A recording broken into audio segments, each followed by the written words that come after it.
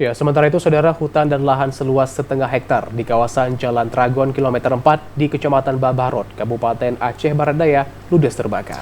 Ya, beruntung kebakaran tersebut cepat dilakukan pemadaman oleh petugas gabungan sehingga api tidak menyebar ke area lainnya.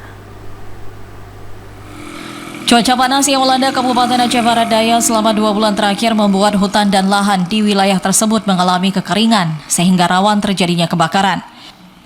Setidaknya selama seminggu terakhir sudah beberapa titik di Kabupaten Aceh Barat Daya yang terbakar, namun kebakaran masih dikategorikan kecil sehingga dapat berhasil dipadamkan oleh petugas sehingga tidak meluas ke area lainnya.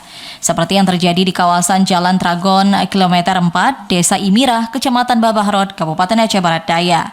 Setengah hektar lahan di kawasan tersebut terbakar. Beruntung api cepat dipadamkan oleh petugas gabungan yang terdiri dari petugas pemadam kebakaran, BPBK, Polri, dan Tagana, sehingga api tidak membakar area lahan lainnya di sekitarnya. Meskipun api telah berhasil dipadamkan, namun hingga kini petugas terus melakukan pendinginan di area lahan yang terbakar agar api tidak kembali muncul.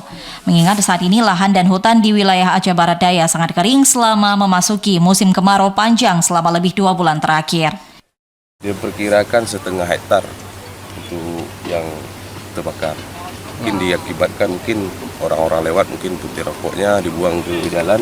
Kalau kita lihat di tepi jalan ini habis semua, di dalam nggak kena semua lah.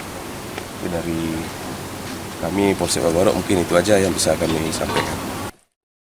Warga diimbau selalu mewaspadai terjadinya kebakaran mengingat saat ini sedang dilanda musim kemarau. Pihaknya kini terus melakukan sosialisasi kepada masyarakat agar tidak membuka lahan dengan cara membakar. Dari Aceh Barat Daya, Aziz Saputra, TVRI Aceh melaporkan.